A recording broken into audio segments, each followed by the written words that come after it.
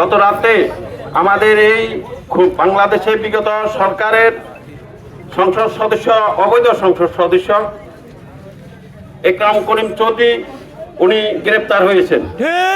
উনি গ্রেপ্তার হয়েছে সাধারণ কোনো মামলা নয়, উনি গ্রেপ্তার হয়েছেন খুনের মামলায়। ওনার সাথে অনেকজন আমাদের এই খুনের মামলায় আসামি আছে। আমরা দেখি